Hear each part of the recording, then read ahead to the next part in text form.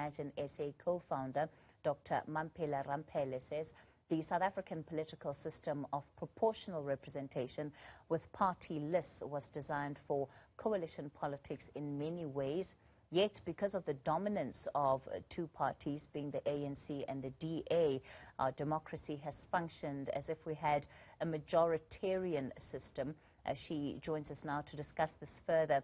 Dr. Ramphele, good evening to you, and thank you so much for your time. So, looking at what you're saying, that the system was designed for coalition governments, and perhaps juxtaposing it against the situation that many areas, including the big metros, find themselves in tonight, where there seems to be difficulties striking any kind of deals amongst the various political parties.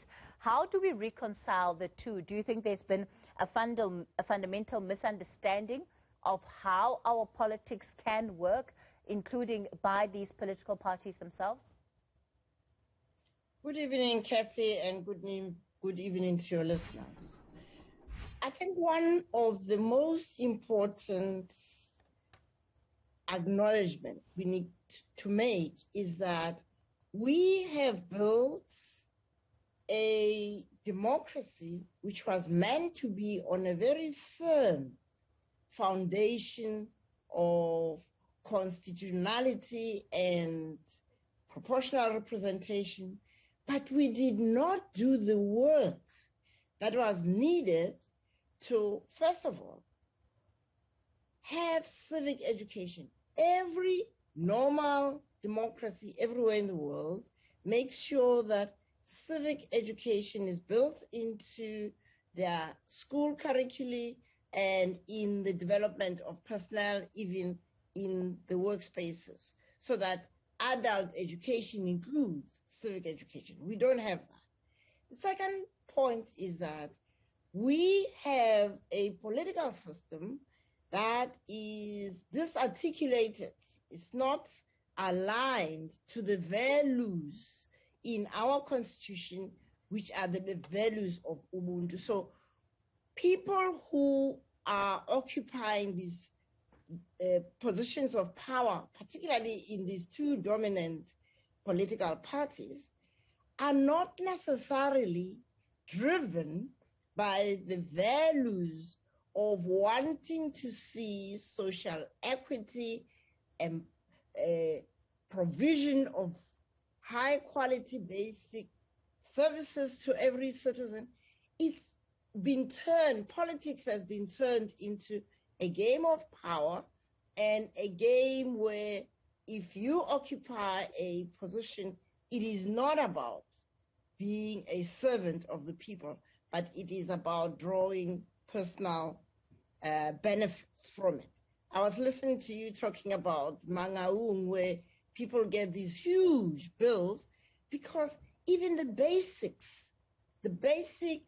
administrative competence of being able to keep accounts in a good state and follow up both on the collection and the payments of debt is not paid attention to, because the business of politics has become the business of enrichment.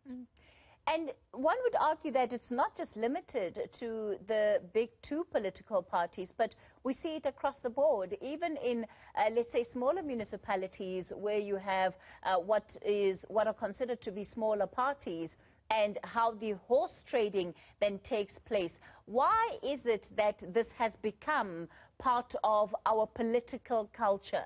Because that very much seems to be the way that things are being done right now.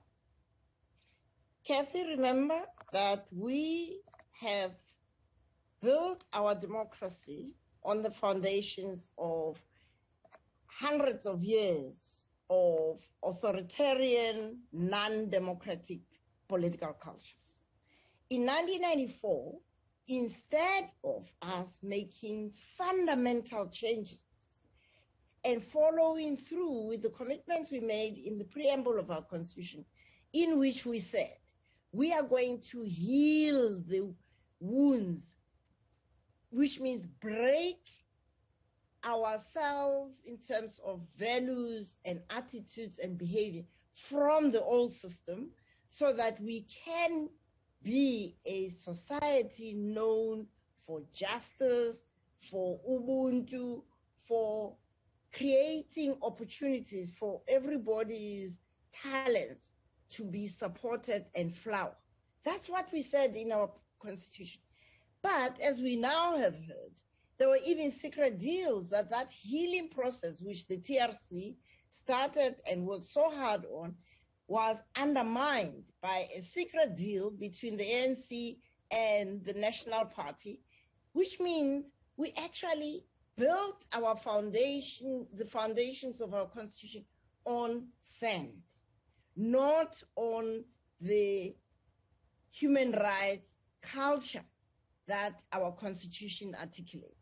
And so the reason this has become so common in our society is not about Zuma, it's not about any individual. I agree with you, it's not only limited to the ANC and the DA, it's a cancer. Like every cancer, once it's in the bone, it affects the whole rest of the society, the rest of the body.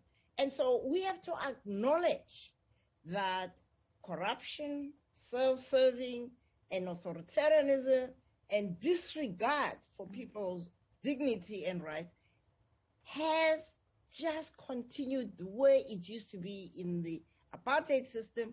We may have flowery language about our people, but when push comes to shove, the dignity of people is being trampled upon, whether you're looking at social welfare, where old people stand in queues in 2021 to receive their social grants. Why? When we've got technology that can get them grants where they're sitting at home.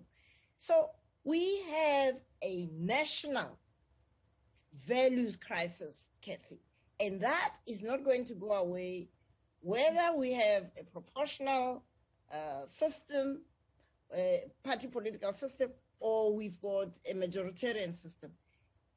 The majoritarian approach that's now dominating is because we have not seriously taken on board the need to transform our political culture. Let's talk about the Constitution because you raise it in as far as it relates to having to inculcate a culture of human rights. And again, when we look at the various party manifestos, the bulk of what is promised is what should be available to all South Africans because it's there in the Constitution.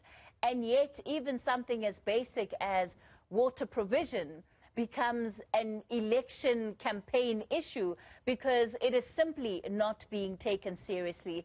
It is not being implemented to the extent that it should, at least not 27 years after democracy.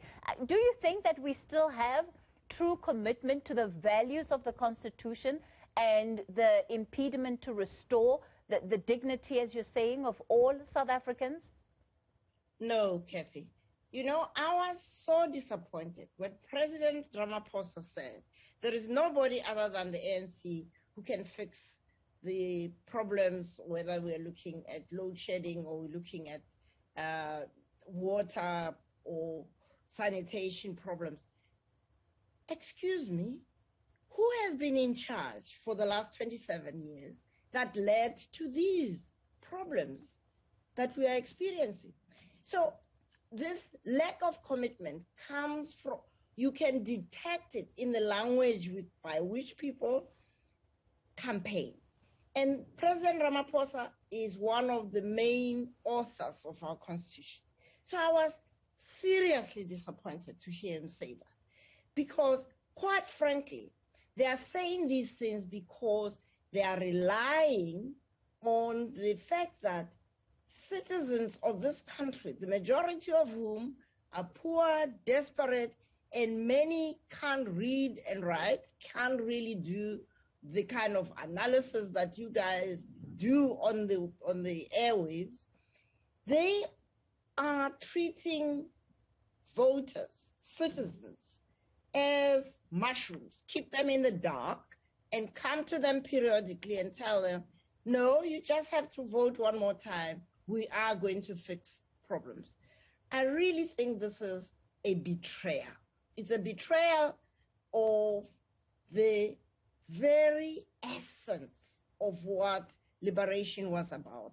It's a betrayal of the many people who have lost their lives fighting for the freedom for all citizens to have dignity and to experience the fulfillment of their aspirations and the flowering of their talent. And so, yes, the question of this kind of political system is relevant, but even more relevant are the values. What values are driving the people who are seeking political office? Dr. Mamphela Ramphele, we're going to leave it there for tonight. She's the co-founder of Reimagine South Africa.